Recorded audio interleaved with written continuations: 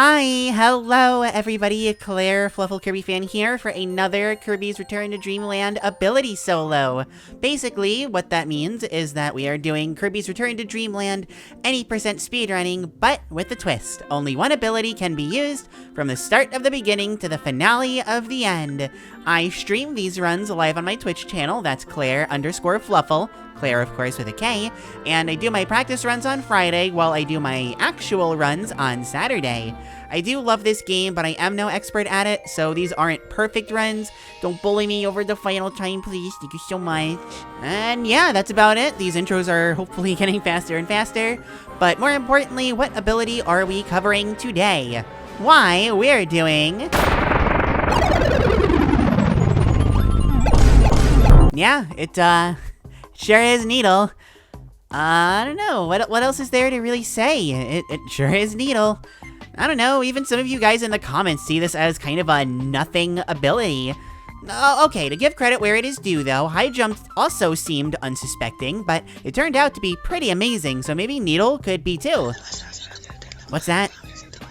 No aerial dash attack? Oops. Okay, so it doesn't have that, but look, Cutter didn't have one either, and it still turned out great. Maybe if Needle's dash attack is good, it can... What's that? Oh, it has that startup? Huh. Yeah, Needle's dash attack, the rolling needle, has all of that startup. And what have we learned from the sword video? It doesn't matter how far you move, startup and end lag really matter. That dash does go really far, though. I don't know, maybe you could have a niche, at least, like the dash attacks for Beam and Sword, something like that. But honestly, there's really not much else to add for Needle. It has Mega Needle, which, aside from being a hilarious name, deals alright damage. It also has Needle Attack. Wait, it's literally named Needle Attack? Like, Needle Attack! Failboat, it's literally right there, come on. This doesn't have as many uses by itself, but shaking the Wii remote gives you Needle Burst, and that can add some extra damage in certain situations. And those are literally all of Needle's moves. Oh boy! Oh, this run's gonna be a total disaster, isn't it? Okay, so same old story with mixing. Everything is random and I am suffering. But on the bright side, I actually got Needle super easily. Is that gonna be a good omen for the run? We'll have to wait and see, but on the bright side, yes, you are seeing Needle's dash attack. Turns out, it is actually better than, if nothing else, jumping over enemies. It will have that going for it, at least. But, wait, later on in the game, in Cookie Country even, I'm still using it? What gives? Turns out, yes, this distance actually does matter. This may take longer than Sword's dash attack to start, but it goes so far that it makes a big difference. Alright, that's cool, but what the heck is this? Why are you using Needle Attack? See, it does have a good ring to it. I only ask for 99% of the profits, that's totally fair. And why am I moving so far? See, a very unfun property of Needle's dash attack is that if you use it off of a ledge, it loses all of its momentum. Yawn. But if you use an attack to cancel the dash attack, Needle Attack in this case, then you don't lose that momentum and can go pretty insane distances. Honestly, this doesn't have much of an impact in Cookie Country, so we can skip to everybody's favorite part, Gigant Edge, and explain why Needle is both competent and not good against bosses. See, it's actually very dependent on what kind of boss you're fighting, and not in the normal way. Basically, how thick is the boss? Can you easily hit it with an attack like the Mega Needle and not get hit in return? That's what determines if Needle is good or not. The obvious question is, why don't I just get hit and use invincibility to not take damage? It's totally an option, and yes, we'll be seeing it throughout the run, but Needle is far from the strongest ability, so there's this tiny little problem. You may have not heard of it, especially casual, like, I don't know. It's called Kirby's health. Yeah, HP actually matters for once. It's kind of weird. If things get dire, you can use Needle Burst to deal very weak damage, very slowly. Yeah, no, let's just not. Moving on, while Needle doesn't have a ground wham bam la slam attack, like Cutter or kinda High Jump, the regular Needle attack... Okay, I'll stop. The regular attack decimates blocks, so that isn't an obstacle that we're going to have to worry about. For Cookie Country, this is the most relevant that Needle's makeshift aerial dash attack is gonna be, but honestly, it's like the coolest thing ever, and I love it. It's got problems, as I'll explain throughout the video, but you get so much extra distance from this. It reduces the end lag on the dash attack, which has the added bonus of letting you use it off ledges. It keeps you safe since Needle's normal attack's so hecking long and huge. And did I mention how cool it looks? Needle's dash attack was already enough to put it over Sword, but this puts it in contention with the other abilities. It's genuinely that good.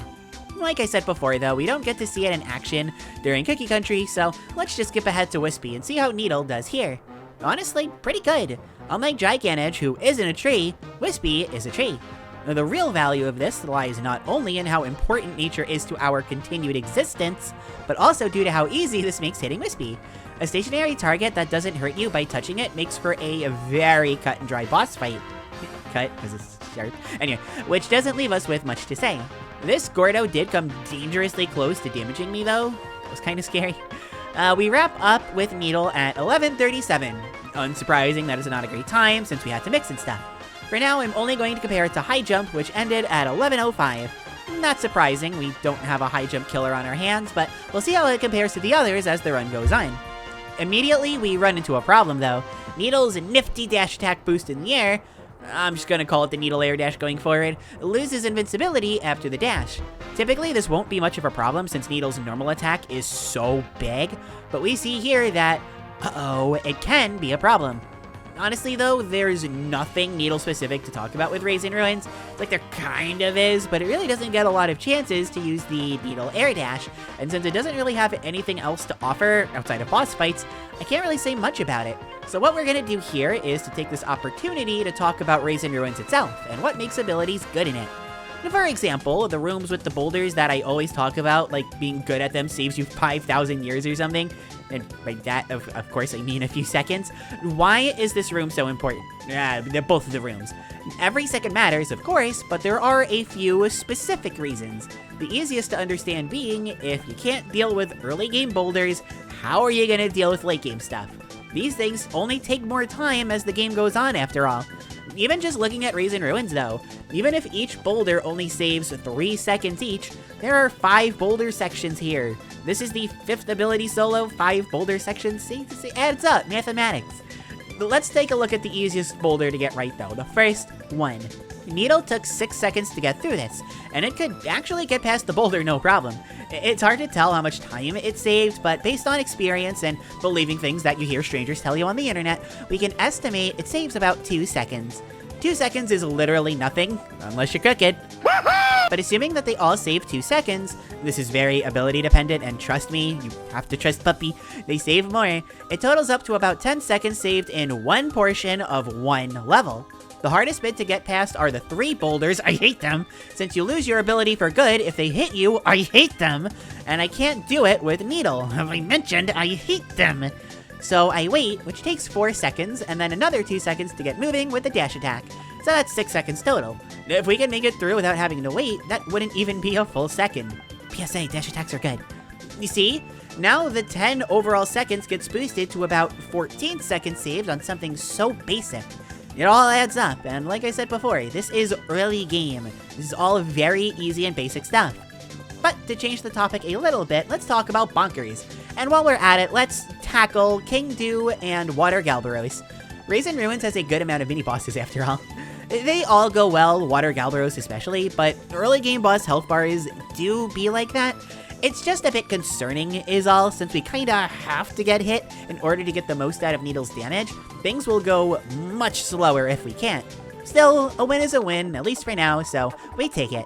This is another very important area of Raisin Ruins, which I haven't talked about much since Sword, mostly since most of the other abilities did just fine.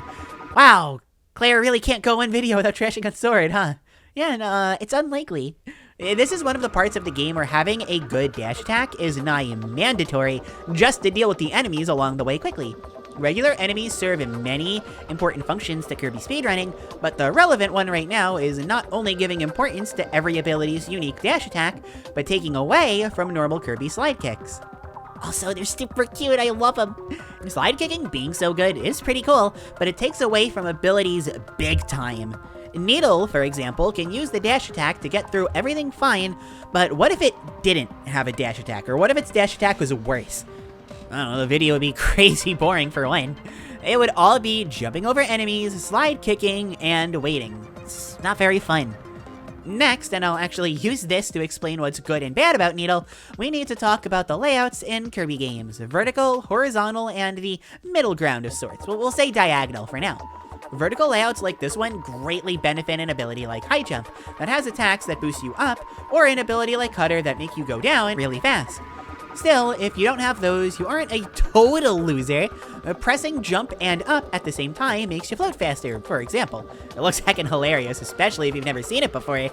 Meanwhile, something more diagonal benefits from an ability like Beam, which had the beam bounce that let it get that little boost it needed while keeping movement going. Needle's regular attacks kinda have something like this, but there's no synonym for bounce that starts with an N, at least none that I could think of in the span of the 2 seconds that I was writing this portion of the script, so, it's bad. The actual reason why beam bounce is better, or the number 2 reason anyway, is that the actual bounce is huge. This is a little baby jump. It's cute, but nothing actually impressive. Finally, horizontal rooms really benefit from something like Needle that has a good dash attack and tech that it can make good use out of, in this case, the Needle Air Dash. So, with all of that said, what makes Needle good and bad? This is very easy to explain. It's good because it's height. That dash attack goes crazy far, gives you an insane momentum off of ledges, and it looks like Wheel. Also, Needle has an attack called Mega Needle, which is insanely cool, but is also good enough versus bosses. It's bad because it's limited. It has those 4 attacks. Only 1 or 2 of them are traditionally useful. You got it? Good. To quickly go over Mr. Duder now, the first phase actually goes pretty great. It's everything we've already talked about. I need to take some damage to make it go faster, but the speed of the fight is about as good as it can be. Phase 2 isn't quite as good, but the mistakes aren't terribly costly and still get us a pretty quick clear. In particular, using the dash attack to get behind Mr. Duder, so his knockout punch that knocks your ability out doesn't knock me out. Good improv. Ending Raisin Ruins is a 2702 for Needle, which is much slower than Cutter's 2532, but it also loses out to Beam's 2644. How is it going to stack going forward? So normally the first level of any world isn't the most interesting. The hype comes later. Onion Ocean doesn't play by the rules though, so there are a few things we gotta talk about right away. Like the rope climbing animation, it's so cute. This room hasn't looked great these last few runs, and Needle both manages to look better and worse than it normally does. On the bright side, Needle's normal attack crushes the star blocks, allowing it to fall right through without the issue of something like High Jump taking longer to break through. On the downside, Needle's normal attack clings to walls. If you're a simpleton who can't predict the future, it's easy to lose time to stuff like that. I am a simpleton. Really though, I'm just building up to Needle's Needle Air Dash finally coming in handy. Come in handy it does. I highlight this part because, I mean it's cool, but this is really when it truly gets to shine. Getting 3 in a row into using dash attacks, that is peak gaming TM. A lot of the rest of Onion Ocean is underwater, but that doesn't mean all of it is. Case in point, we see plenty of dash attacking and even some Needle Air dashing in Onion Ocean too. Another good thing about Needle is that it isn't Sword. Normally I'd make a joke here, but I'm talking specifically about being underwater. Sword underwater is legit the worst that you can get, and since Needle is like most other abilities, it doesn't do much unique, but still holds up perfectly fine underwater, which really is all you can hope for.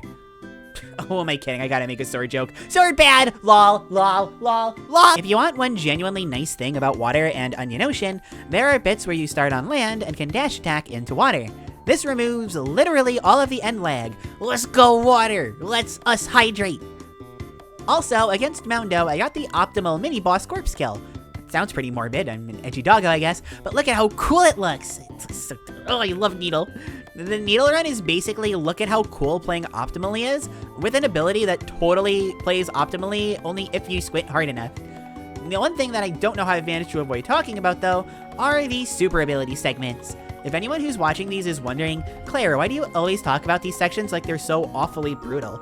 Well, it's because they're generally speaking awfully brutal. These are meant to be blown through easily and honestly kind of slowly with super abilities that have these cool animations. not quickly with abilities that don't have animations and you have to slowly float over everything to get there. I use the words quickly and slowly to describe the literal same thing. This not only explains why these are brutally difficult, but also why English and editing majors hate speedrunning.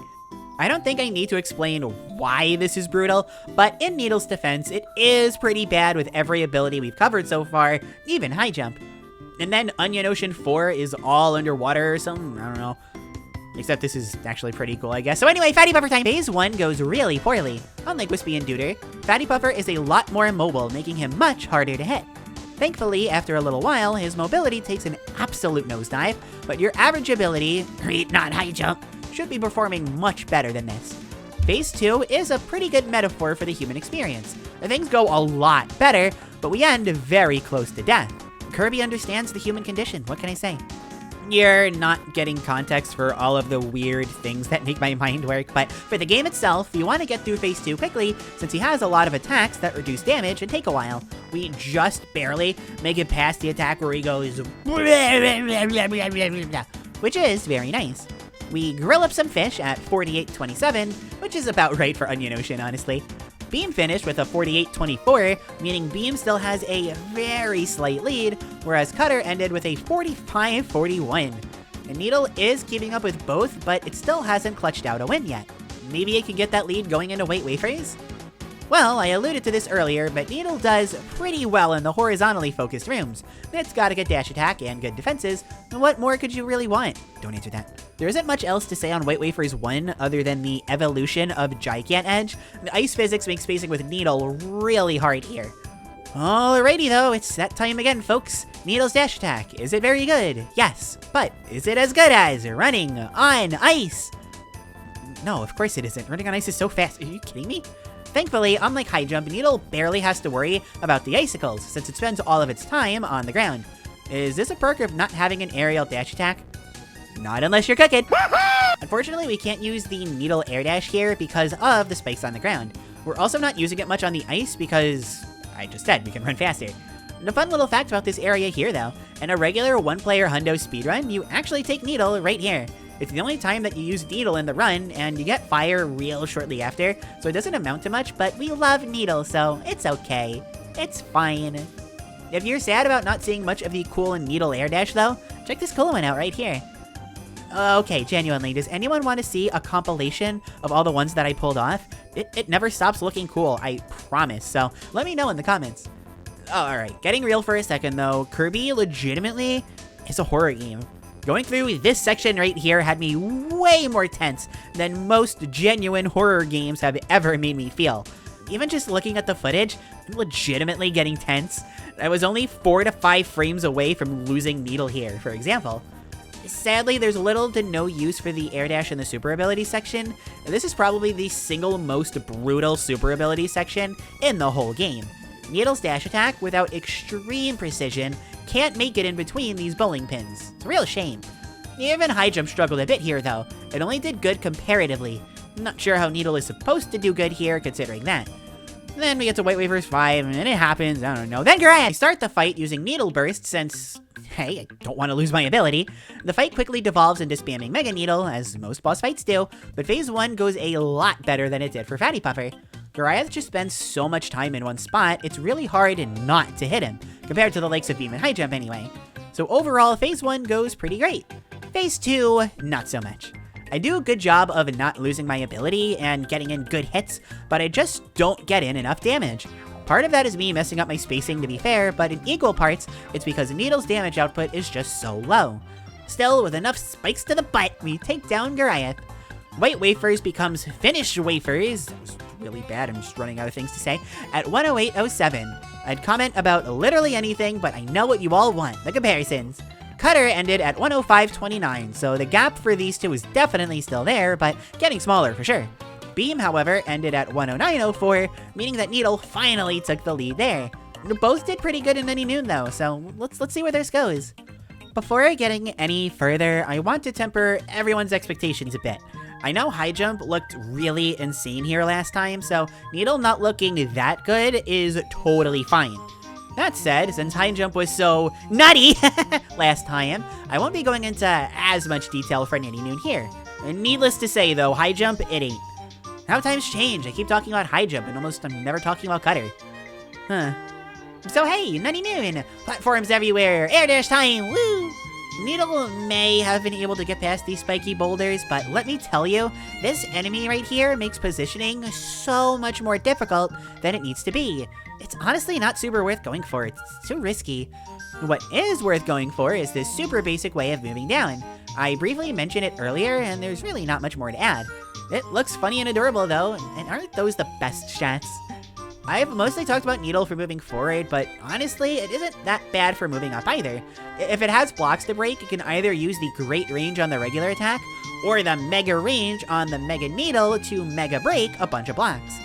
I mentioned this at some point, I mean we're 5 videos in, my memory is losing me, but as long as an ability isn't worse at moving up, it's fine, since most abilities don't excel at moving up to begin with. There isn't much to say on Nutty Noon 4, but this bonkers fight is a great showcase of why brute forcing doesn't always work. The mini-boss health bars are big, and they deal big damage. Kirby just can't keep up at this point. I'm imagining an extra mode version of this, and it pains my very soul. Even on normal mode though, we get super bonkers to about 40%, and we just can't risk getting hit again, having to resort to the safe strat. And wow, look at how slow this is. High jump was better than this. Maybe, I don't actually know, don't quote me on that. But this is a big problem since one of the most important levels in the game is coming up, the mini-boss rush in Nutty Noon 5. How is Needle going to do? Better than high jump I would hope, but otherwise, I have no clue. The first thing I do, time costly as it is heal. We're Needle, we have to accept that getting hurt is just part of our lifestyle. No, not embrace the Needle lifestyle, it's very unhealthy. Makes for a reasonably good pun at least, Needle lifestyle and Needle lifestyle. Anyway, starting with Gigant Edge because, of course, the fight goes pretty well, brute forcing included. It's important to mention that towards the end, I do opt for the burst strat here. But why? The fighting game nod does burst, but more importantly, we don't get much in the way of reliable food, so keeping an eye on our health is important. Wow, this really is a human metaphor, huh? Moundo is next, and this goes okay. Most of it is just average, but the ending is great. Tons of damage, piled up in almost no time. Moundo is just one of the trickier bosses in general, especially for something like Needle. It's fights like this that make me wish Mega Needle was better. Why is it gotta be so thin? Water Galvaros is next. I get hit once instead of guarding in time, which let Water Galvaros sit on me and cost me my ability. Thankfully, this fight isn't too difficult. The hardest part is not admiring the sheer brilliance displayed in front of you. We end this fight with just under half of our health. We get a tiny boost in the next room, which puts us just above half. And knowing who's next, oh, we'll probably be fine. Hey, you know what? For once, finally, Dubier may be far from the hardest, but it's not as simple as it's been. And it makes sense. Mega Needle has anti-mega range, and Dubier has sparks all around, which electrify our ability away. But other than that, this is pretty simple. I still look forward to the day this fight is inevitably hard, if only to validate Child Claire. But yeah, that's a Nutty Noon 5. Overall, not too bad, and we get max health for boss fights, so Needle bleeding HP right now isn't that big of an issue. Okay, but I'm sure there's a very important issue that I'm sure you've all noticed by now. I've been going pretty in-depth with the mini-bosses, and kind of totally breezing over the actual bosses. That's because Needle legitimately does better versus bosses than mini-bosses, bizarrely. Bosses are just so much easier to hit with Needle's big damage dealer, thus making their larger HP bars just melt. Fatty Puffer was the only exception so far, and for Needle, it kind of felt more like a mini-boss, which is supposed to mean that it was harder. This run is weird. My point is, Grand Doomer is the easiest fight in the game, barring Wispy. And even that statement, I'm not so sure about. Mini bosses are harder than this. Literally, all I have to do is stand nearby and spam the same move over and over and over and over and over and over and over, and sometimes I dash attack to catch up to him faster, but that's really it. If I dashed at the very beginning, I could have even skipped the teleporting. The phase 2 goes even easier. I managed to not even get hit, even though I really should have. Kirby games, am I right? And I get him down to phase 3 really, really fast. From here, it's very basic ability recycling. Nothing goes wrong with Needle here, so yeah, easiest fight in any of these runs so far, genuinely. I don't know if I can say this was super fast, but by Grand Doomer standards, yeah, this went really quick.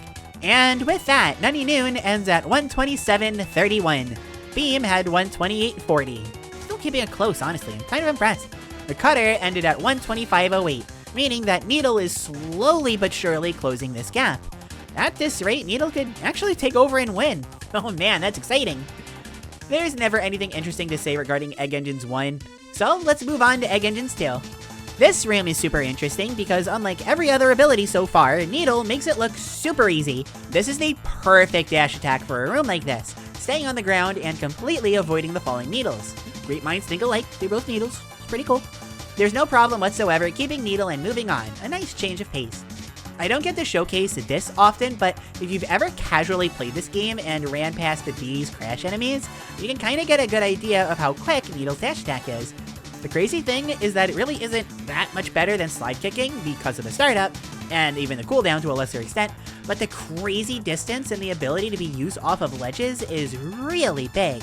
The ending room with the rising platforms also goes really well, even getting some cool air dashes in there. I got very lucky at this point with the crushing platforms too.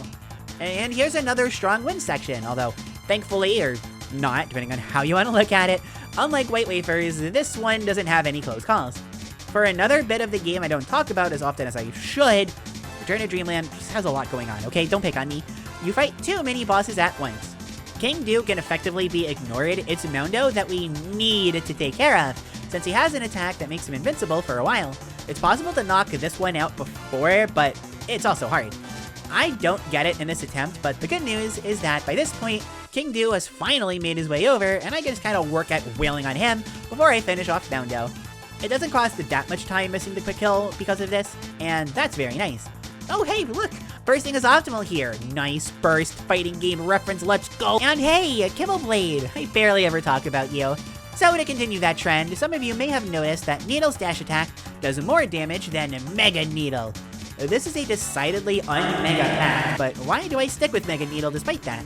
That's just because dash attacks aren't the only things that want quick startup. Mega Needle starts and ends so quickly compared to the dash attack that it winds up doing more damage over time.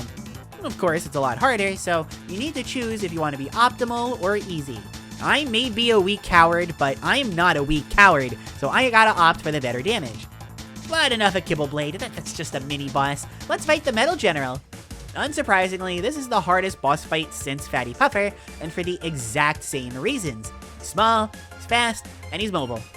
Unlike Fatty Puffer though, he has dangerous attacks, making this even harder.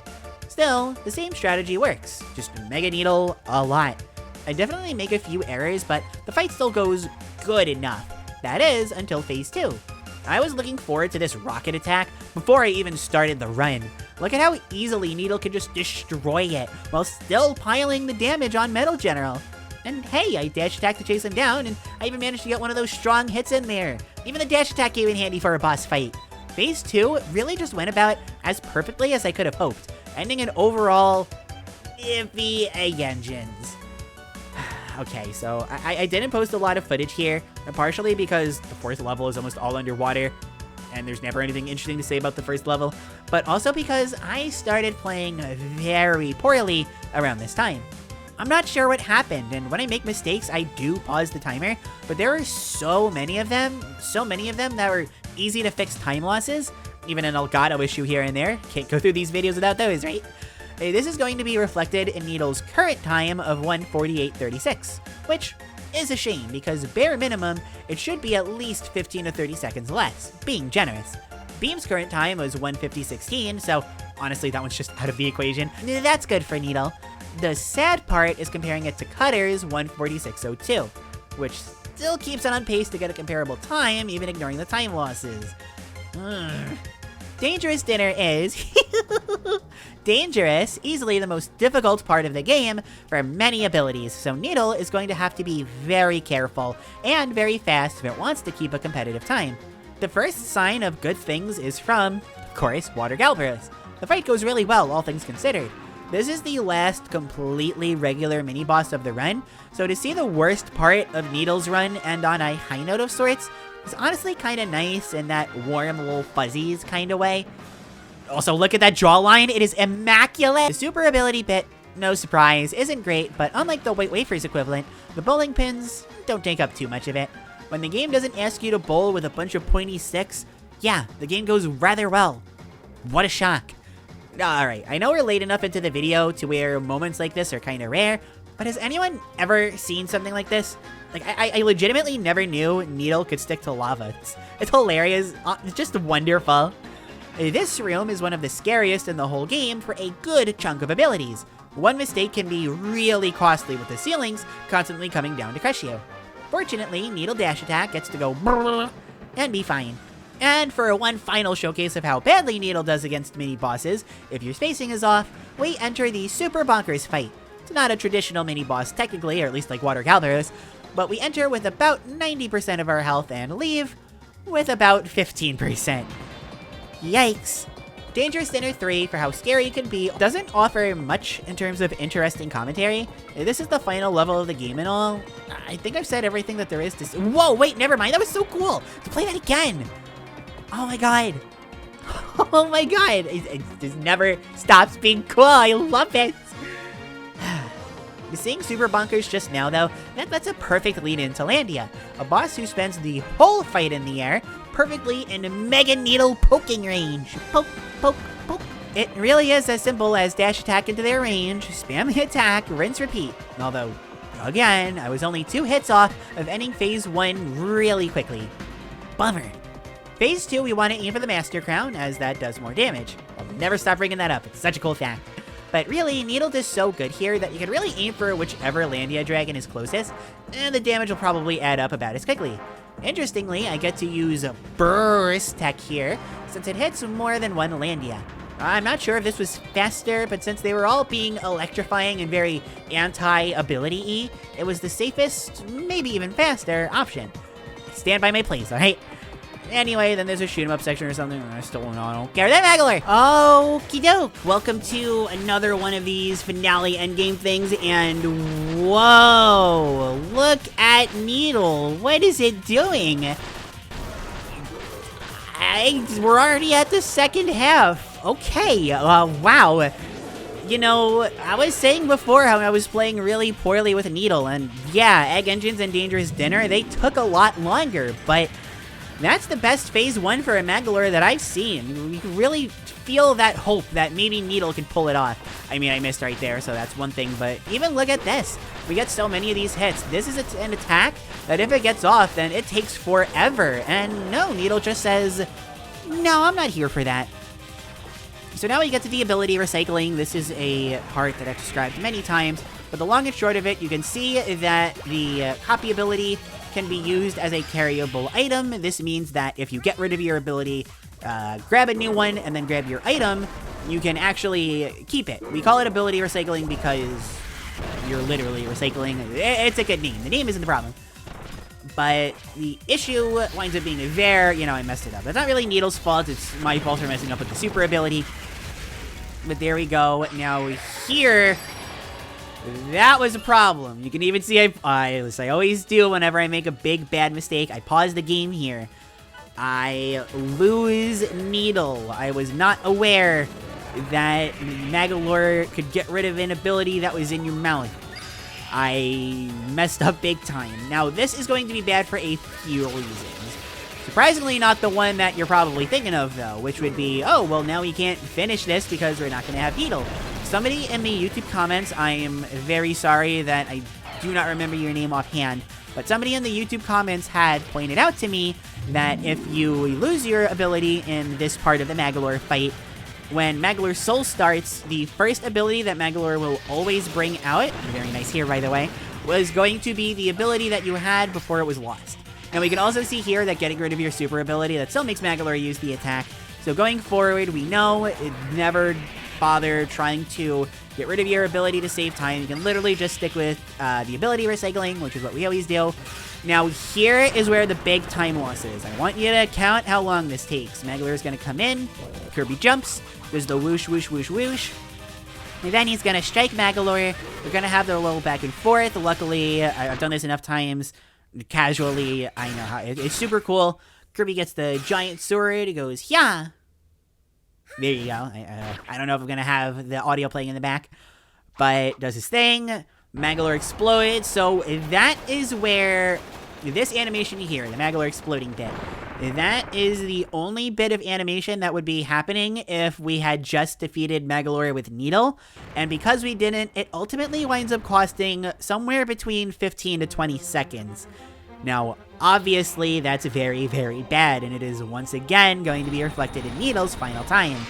I don't know why I did the final quarter of the game as poorly as I did, but this is where, as I was saying before, that YouTube comment came in handy. If you're the one who left that comment, please feel free to, leave your comment below. Well, I mean, I heard all the comments, but as you can see, we get Needle, that's the first ability, so now we are on track to do our standard Needle things.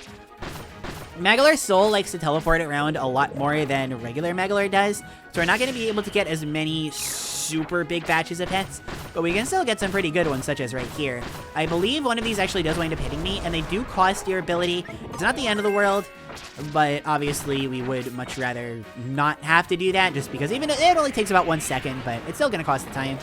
And Needle Burst is legitimately my best option here. I do go for something pretty cool here. I know it's going to hit, so I go for the dash attack.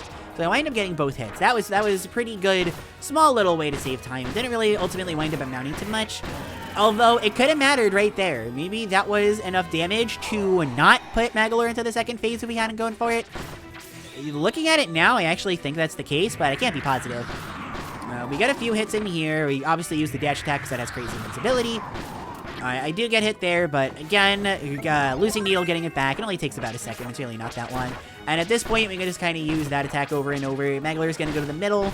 The good thing about this one, unlike the other one, they don't home in on you, so it's no biggie. Even from there, it's a little bit odd. This Magolor stays in the background for the full thing. Unlike the Ultra Sword segment, he never comes out.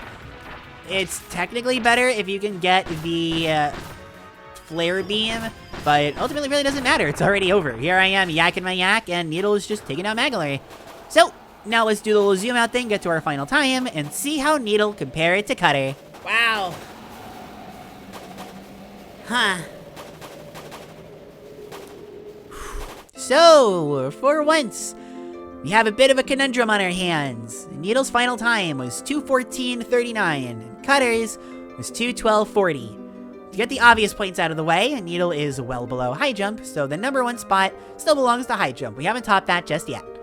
Also, it's well above Beam and Sword, having many more valuable traits than either. But what you didn't see in the run, I've said this a couple times, I'll say it again, was just how poorly I started playing with egg engines.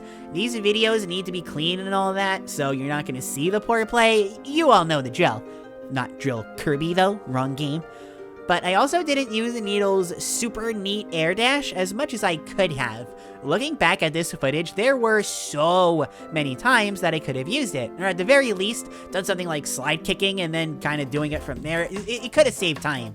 Between needing to mix for Needle and not having to mix for Cutter, not using Needle to its maximum efficiency, and playing the endgame super poorly, especially losing Needle against Magolor's Soul, I'm about to say something that is probably going to change this series forever. Needle, despite getting a worse time, I'd say is the better ability, and I would rank it above Cutter. It's setting a new standard for ground-focused abilities with no aerial dash attack going forward. It is insanely close, and by all means, Cutter is still a great ability, but stacked against Needle, I'm gonna say it loses out. And look, I'm aware that I didn't play perfectly with Cutter either, but I at least used it properly for most of the run. Seriously, there are so many missed Needle air dashes here. It's really sad. It does kind of feel bad doing this to little Cutter, unless you're crooked. To add something new to the end of these videos, I'm going to be putting the abilities in a tier list and ranking them in that kind of way. Check out the visual. What do you think? I think it's pretty neat. I like how it came out. And yeah, I know, for all the jokes that I make, I still can't quite call Sword bad. There's really no such thing as a bad ability in this game. But we'll probably have more to talk about with the tier list in future videos, so for now, thank you all so much for watching. I have been Claire, I appreciate the support, love you all, and I'll see you in another video. Bye!